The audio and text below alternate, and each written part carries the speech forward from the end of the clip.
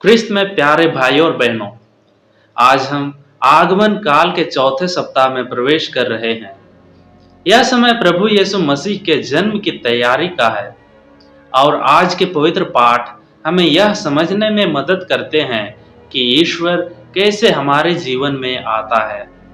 चौथे सप्ताह का मुख्य संदेश है मरियम की स्वीकृति। आज के सुसमाचार में हम सुनते हैं कि कैसे स्वर्गदूत गैब्रियल मरियम के पास गए और प्रभु के संदेश को सुनाया। यह कहानी न केवल मसीह के आगमन की कहानी है, बल्कि यह विश्वास, समर्पण और ईश्वर की योजना पर भरोसे की कहानी भी है। प्रिय भाई और बहनों, आज हम मुख्य 3 बातों पर अपनी अंतर्दृष्टि को केंद्रित कर सकते हैं। पहली बात, मरियम का विश्वास और समर्पण। मरियम केवल एक साधारण सी युवती थी। वह ना तो शक्तिशाली थी और ना ही धनी। फिर भी जब स्वर्गदूत ने उन्हें यह बताया कि वह ईश्वर के पुत्र को जन्म देगी, तो उनका उत्तर था, देख, मैं प्रभु की दासी हूँ, तेरा कथन अनुसार मुझ में पूरी हो। यह वाक्य हमें सिखाता है कि जब ईश्वर हमें बुलाते हैं तो हमें अपने जीवन को पूरी तरह उनके हाथों में सौंप देना चाहिए।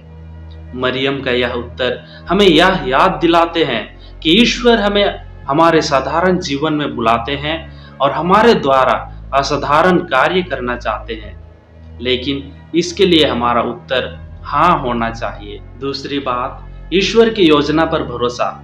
मरियम नहीं जानती थी कि उनके हाँ कहने के बाद क्या होगा। उन्होंने यह भी नहीं सोचा था कि समाज और परिवार कैसे प्रतिक्रिया देंगे। फिर भी उन्होंने ईश्वर की योजना पर भरोसा किया। यह हमें सिखाता है कि जीवन में कई बार हमें ऐसा महसूस हो सकता है कि चीजें हमारे समाज से बाहर भी हो सकते हैं, लेकिन अगर हम ईश्वर पर भरोसा रखते हैं तो वह हमें सही मार्ग पर ले जाएंगे। तीसरी बात हमको याद रखना है, मसीह के स्वागत की तैयारी।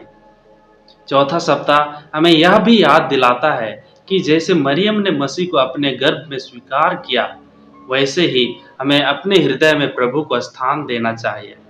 इसका अर्थ है कि हमें प्रार्थना, ध्यान और सेवा के माध्यम से अपने हृदय को पवित्र बनाना चाहिए। प्रिय भाई और बहनों, इस सप्ताह हम निम्नलिखित 3 कार्य कर सकते हैं जिनके माध्यम से हम प्रभु को और करीब से जान सके। पहला कार्य, प्रार्थना में समय बिताएं। प्रभु से बातचीत करें और उनके आगमन के लिए अपने दिल को तैयार करें। दूसरा कार्य, दूसरों की मदद करें। गरीबों, जरूरतमंदों और दुखियों के साथ प्रेम और दया का व्यवहार करें। तीसरा कार्य, अपने परिवार के साथ समय बिताएं। यीशु के जन्म की खुशी को अपने परिवार और प्रियजनों के साथ साझा करें।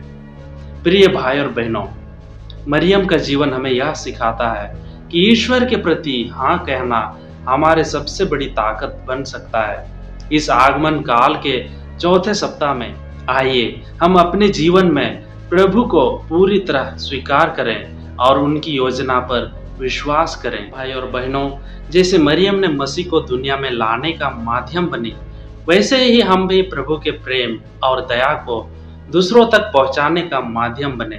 प्रभु हमें यह आशीर्वाद दें कि हम उनके जन्म का आनंद और आशा अपने जीवन में अनुभव करें।